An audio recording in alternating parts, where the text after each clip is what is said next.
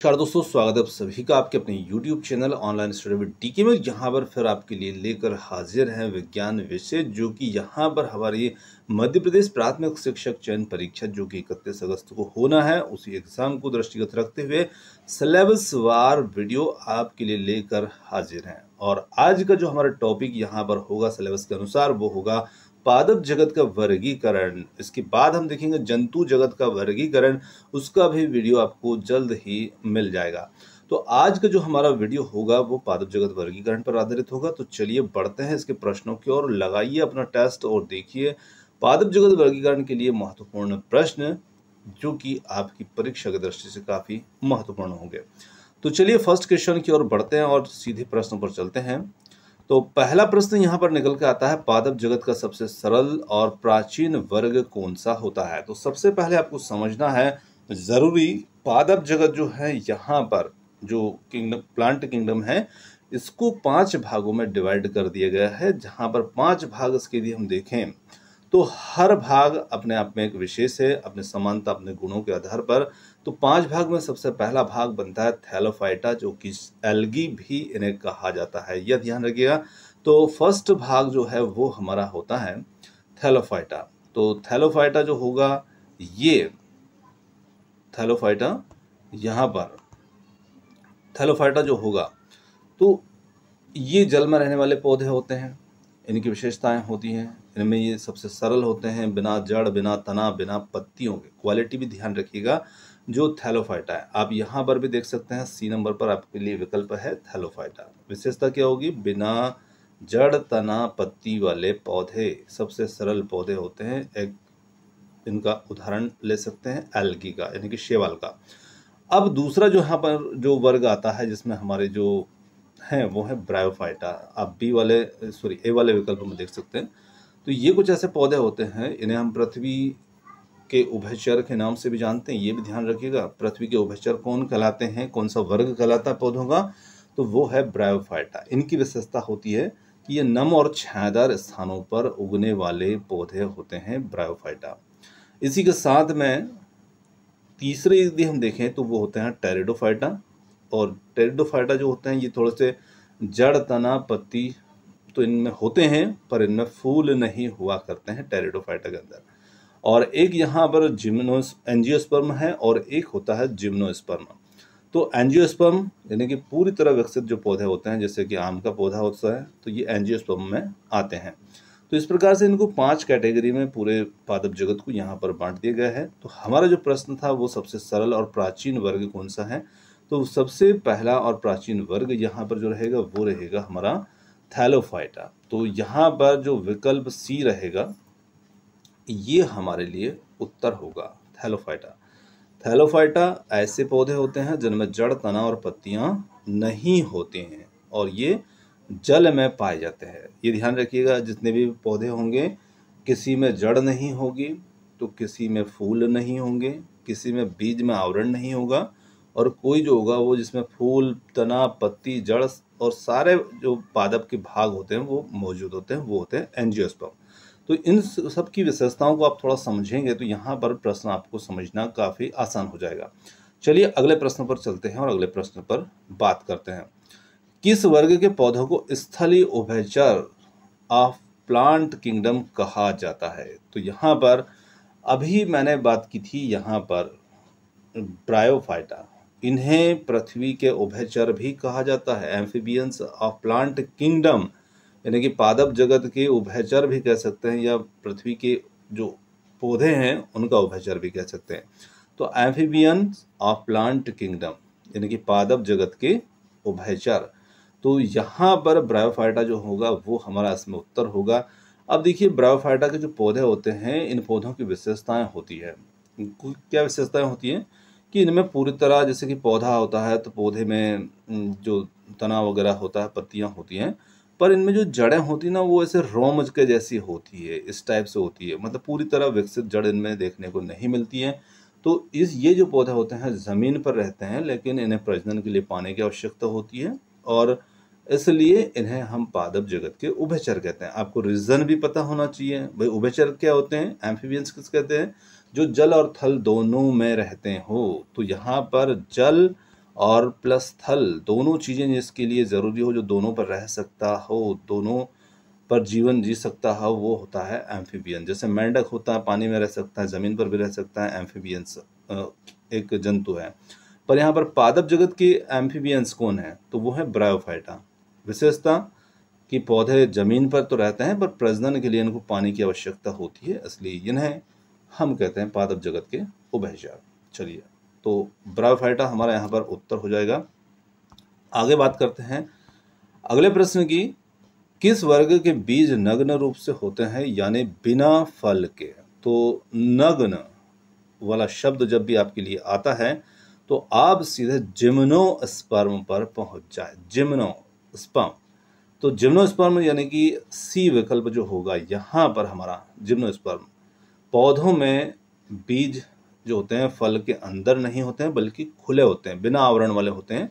तो जैसे चीड़ और देवदार होते हैं, तो इस कारण से इन्हें नग्न बीजधारी पौधे कहा जाता है। तो जिम्नोस्पर्म का यहाँ पर मतलब होगा नग्न बीजधारी पौधे। तो ये सीधा इसका हिंदी मतलब होता है। तो जैसे ही आप जिम्नोस्पर्म में जाएंगे तो सीधा आपको नग्न बीज याद आना चाहिए और उसी के हिसाब से आपका उत्तर यहाँ पर बन जाएगा।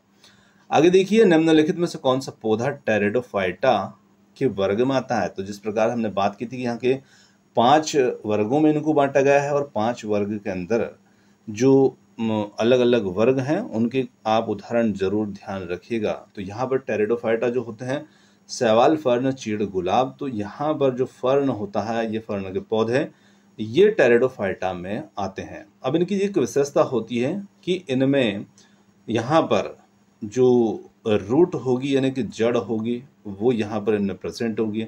साथ में बात की जाए यहाँ पर इनमें तना जो होता है वो भी प्रेजेंट होगा और यहाँ पर जो लीव्स होंगी वो भी यहाँ पर प्रेजेंट होंगी इनके अंदर। लेकिन जो है बीज और फूल ये इसमें नहीं होते हैं। No flower and no seeds, ठीक है ना। तो इनमें ये चीज़ें नहीं होती है, फ्लावर और सीड्स नहीं होते हैं। बाकी आपकी जड़, तना और पत्तियां होती हैं पर फूल और बीज नहीं होते हैं। चलिए आगे बढ़ते हैं। तो यहाँ पर फर्न हमारा उत्तर हो जाएगा इस प्रश्न में। किस वर्ग के पौधे सबसे अधिक विकसित होते हैं या विकास होता है जिनमें फल, फूल, बीज सभी चीज़ें इनमें होती है? तो मैंने पहले ही आपको बताया था कि पूरी तरह जो विकसित होंगे वो एंजियोस्पर्म बनेंगे। और एंजियोस्पर्म जो होते हैं, आम के पौधे को आप ध्यान रख सकते हैं, तो ये एंजियोस्पर्म होते हैं जिनमें सभी चीज़ें मौजूद होती है। जड़, तना, पत्ती, फूल, फल और सभी चीज़ें मौजूद होती है। मतलब पूरी तरह एक पादप के जितने 5 भाग होते हैं वो सभी होंगे, तो वो आपके एंजियोस्पर्म के अंतर्गत आएंगे। किस वर्ग के पौधों में जड़, तना, पत्तियां नहीं होती है? तो यहाँ पर देखिए, जड़, तना और पत्तियां तीनों चीज नहीं है। सबसे पहला वाला जो हमारा पादप का वर्ग आता है वो है थैलोफाइटा, जिसके अंदर शैवाल वगैरह आते हैं। तो ये सबसे सरल जीव होते हैं पादप जगत के, जिनमें जड़, तना, पत्तियां नहीं होती हैं और ये जलीय पौधे होते हैं। तो यहाँ पर थैलोफाइटा जो होगा वो हमारा इसमें उत्तर बन जाएगा। चलिए आगे लेते हैं अगला प्रश्न को। और अगला प्रश्न आता है, मोनोकोट और डाइकोट किस वर्ग की अंतर्गत आते हैं? तो देखिए, मोनोकोट और डाइकोट्स की यदि बात की जाए तो यहाँ पर जिम्नोस्पर्म, ब्रायोफाइटा, एंजियोस्पर्म या थैलोफाइटा। तो मोनोकोट और डाइकोट का मतलब समझिएगा पहले। मोनोकोट जो होते हैं एक बीजपत्र और डाइकोट्स मतलब होते हैं द्विबीजपत्री। तो द्विबीजपत्री का मतलब होता है जिसके बीज में यहाँ पर 2 पत्र यानी कि 2 भाग बन सकते हो। मोनोकोट्स मतलब जिसके बीज में केवल एक ही भाग होता है। अब इसके उदाहरण ले सकते हैं, जैसे कि हम कोई फसल उगाते हैं, फसल को बोते हैं, चने को बोएंगे। तो जब चने का बीज अंकुरित होता है ना, तो उसमें 2 पत्तियां दोनों साइड से निकल करके आती है। जैसे कि ये चने का बीज है और जब ये अंकुरित होगा ना, तो इसमें एक पत्ती इधर और एक पत्ती इधर, इस प्रकार से 2 पत्र बन जाते हैं।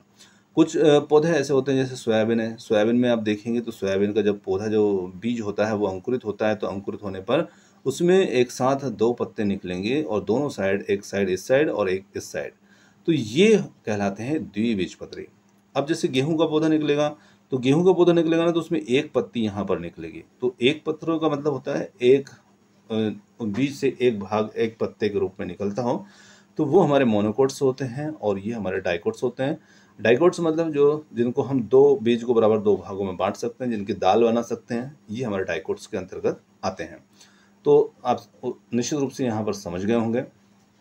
तो ये जो होते हैं एंजियोस्पर्म वर्ग के पौधे होते हैं और इनको हम दो छोटे छोटे उपवर्गों में बांट देते हैं, एक मोनोकोट यानी कि एक बीजपत्र वाले और डाइकोट्स मतलब दो बीजपत्र वाले।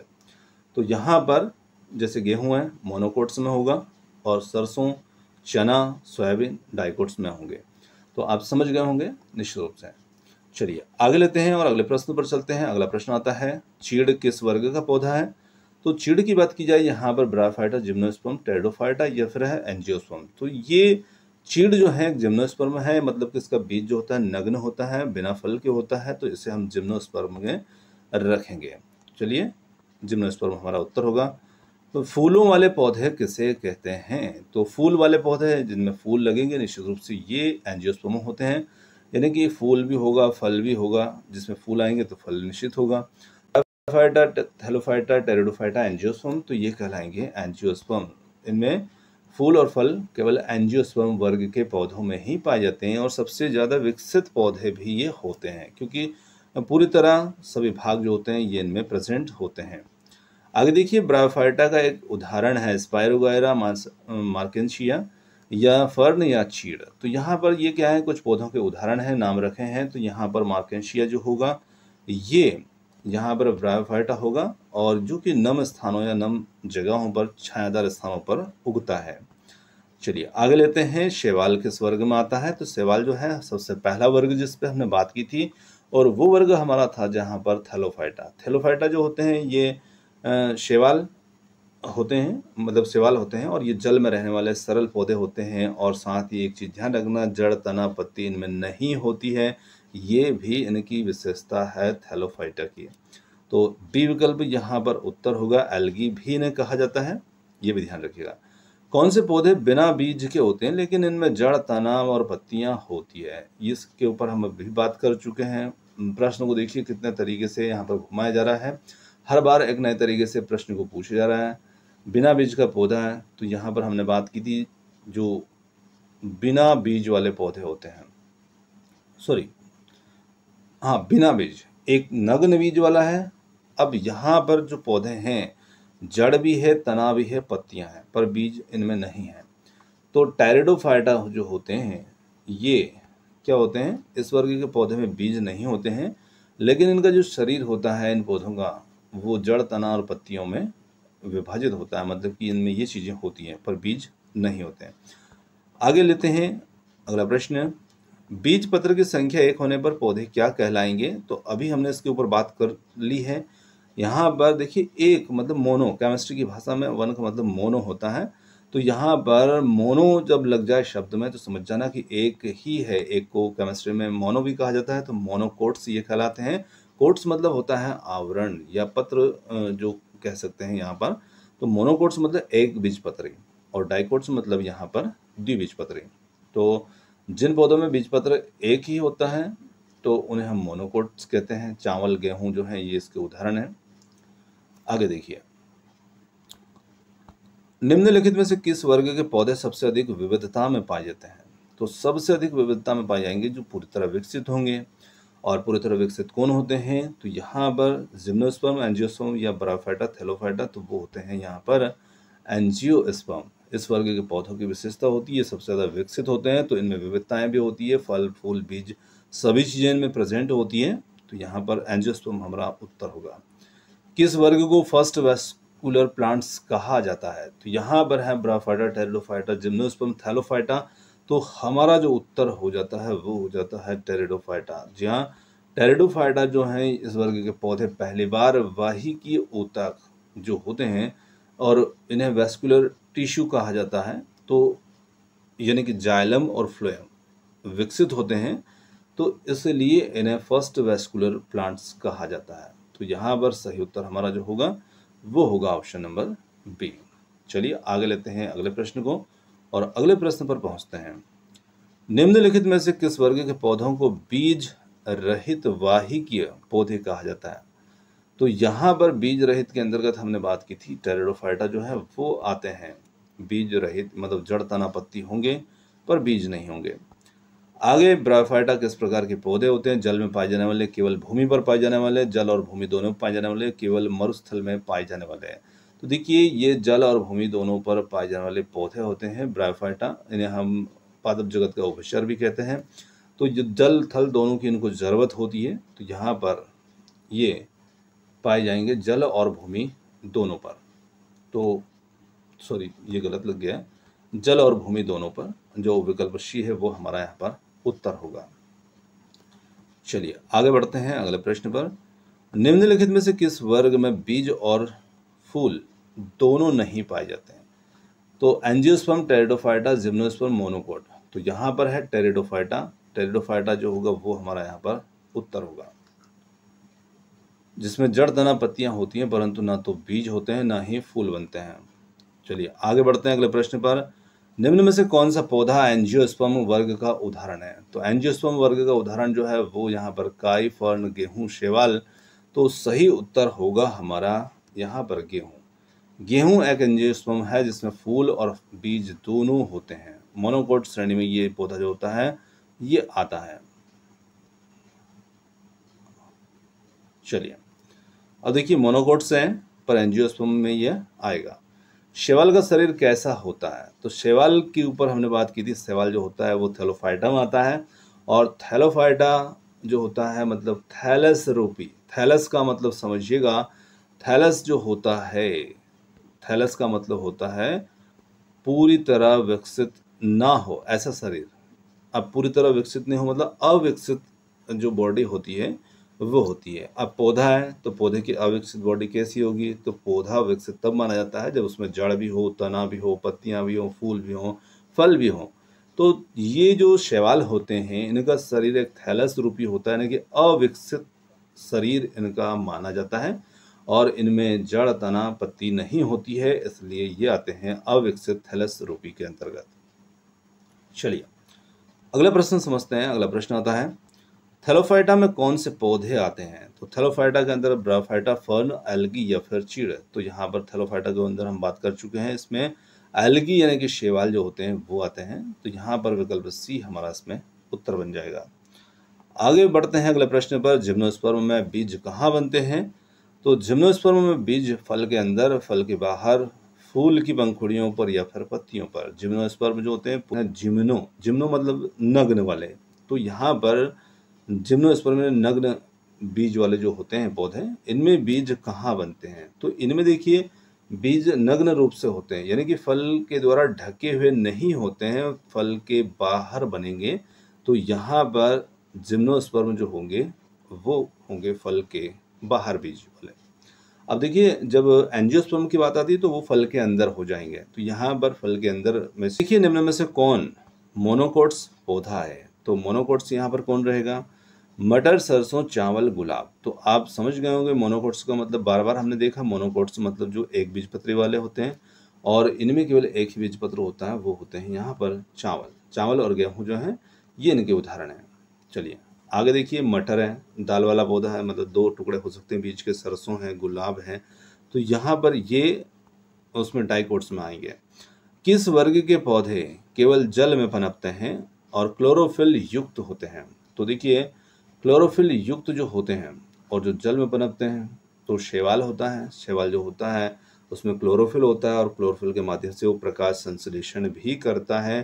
तो यहाँ पर उसका वर्ग होता है थैलोफाइटा, और थैलोफाइटा के अंदर शैवाल आते हैं। शैवाल 3 प्रकार के होते हैं, ये भी आपको ध्यान रखना है ना। जो एक तो होता है हरा वाला, एक होता है लाल वाला, एक होता है भूरा वाला। भूरा शैवाल, लाल शैवाल और हरा शैवाल।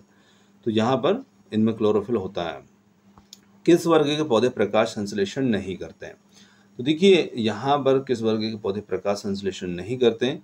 तो शैवाल, काई, कवक और फर्न। तो यहाँ पर जो कवक है यानी कि जो फंगी है, ये पौधों की तरह तो दिखते हैं लेकिन क्लोरोफिल नहीं होता है, इसलिए ये प्रकाश संश्लेषण नहीं करते हैं।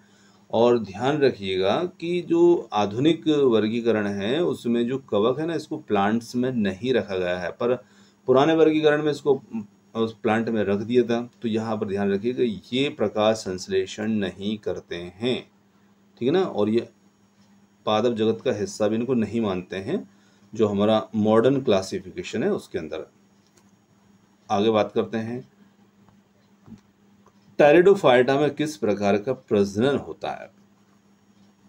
तो टेरिडोफाइटा जो होते हैं इनमें केवल यौन होता है, केवल अलैंगिक और दोनों प्रकार का, या फिर नहीं होता?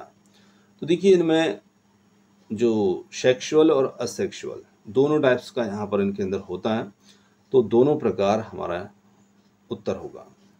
चलिए आगे देखिए, कौन सा वर्ग नग्न बीजधारी पौधों के नाम से जाना जाता है? प्रश्न आपके सामने कई बार आ चुका है। नग्न बीजधारी, तो यहाँ पर नग्न यानी कि जिम्नोस्पर्म, तो यहाँ पर विकल्प ए हमारा उत्तर बन जाएगा। आगे बढ़ते हैं, डाइकोट्स पौधों की एक विशेषता है। अब डाइकोट्स वाले पौधे की क्या विशेषता होती है? तो डाइकोट्स यानी कि द्विबीजपत्री पौधे हैं, और द्विबीजपत्री जो होते हैं उनकी विशेषता ही होती है कि बीज में 2 पत्र रहेंगे यहाँ पर, ठीक है ना। तो चलिए यही इनकी विशेषता है। आगे लेते हैं अगला प्रश्न, स्पाइरोगायरा किस वर्ग में आता है? थैलोफाइटा, टेरिडोफाइटा या ब्रायोफाइटा या जिम्नोस्पर्म? तो ये एक प्रकार का जो स्पाइरोगायरा होता है ये एक प्रकार का हरा शैवाल होता है, और शैवाल आते हैं हमारे थैलोफाइटा के अंदर आते हैं। तो यहाँ पर ध्यान रखिएगा, स्पाइरोगायरा, वॉलवॉक्स, ये सभी शैवाल होते हैं। आगे बढ़ते हैं, फूलों की उपस्थिति किन पौधों की प्रमुख विशेषता है? तो फूलों की उपस्थिति ब्रायोफाइटा, थैलोफाइटा, एंजियोस्पर्म या फिर है जिम्नोस्पर्म। तो यहाँ पर एंजियोस्पर्म जो होते हैं वो पूर्ण विकसित होते हैं, जिनमें पौधे में फूल, फल, फ्रूट सभी होते हैं, जड़, तना, पत्ती वगैरह सभी चीज़ें देखने को मिलती हैं। तो यहाँ पर होगा हमारा सी वाला विकल्प उत्तर। तो दोस्तों आज की इस टॉपिक से हमने 30 क्वेश्चन लिए थे। 30 क्वेश्चन निश्चित रूप से हमने आपके लिए बेहतर देने का प्रयास किया, पर यदि फिर भी आपको कोई बात यहाँ पर समझ नहीं आती है, अब देखिए मैंने कल आपके लिए एक वीडियो दिया था जहाँ पर मैंने पहले जो कॉन्सेप्ट था उस कॉन्सेप्ट को पहले पूरा डिटेल्स में समझाया था, थोड़ी देर के लिए 5 मिनट उसको समझाया था और फिर क्वेश्चन दिए थे। तो शायद आप लोगों को ज़्यादा पसंद नहीं आया, पर आज मैंने सीधे यहाँ पर क्वेश्चन दिए। अब हो सकता है कि आपको समझ थोड़ा से कुछ चीज़ें आई हो, कुछ ना आई हो, तो अपना फीडबैक ज़रूर दीजिएगा कि आप किस टाइप से वीडियो जो है देखना पसंद करते हैं। आप क्वेश्चन के साथ ही उसको समझना पसंद करते हैं या फिर कॉन्सेप्ट को पहले समझना पसंद करते हैं, तो अपना फीडबैक जरूर दीजिएगा। तो यहाँ पर आप जो हमारे पादप जगत है, पादप जगत के जो 5 वर्ग हैं, इनको कंप्लीट, इनको उदाहरण सहित इनमें किस प्रकार का रिप्रोडक्शन होता है वो चीज़ ध्यान रखिएगा। कोई अपवाद वाले पौधे होते हैं, जैसे हमने कवक को देखा, कवक अपवाद वाला था, प्लांट का नहीं है, प्लांटी में नहीं आता है, पर फिर उसमें क्वेश्चन बना था। तो ऐसी चीज़ें आप कंप्लीटली थोड़ा सा ज़्यादा पढ़ करके रखिए, ताकि अपवाद वाली चीज़ें जो होती है उनसे कहीं ना कहीं प्रश्न निकलते हैं। और इन 5 वर्ग के उदाहरण, इनके प्रजनन, इनके तरीके, इनमें कुछ स्पेशल क्वालिटीज़ वाले जो पौधे हैं, ये चीज़ें आप ध्यान रखिएगा, तो आपका निश्चित रूप से ये टॉपिक जो होगा पूरी तरह से क्लियर हो जाएगा। तो उम्मीद है आपको वीडियो पसंद आया हो, और अपना फीडबैक जरूर दीजिएगा। आपने समय दिया उसके लिए बहुत बहुत धन्यवाद। Thanks for watching. मिलते हैं जल्दी ही एक और वीडियो के साथ।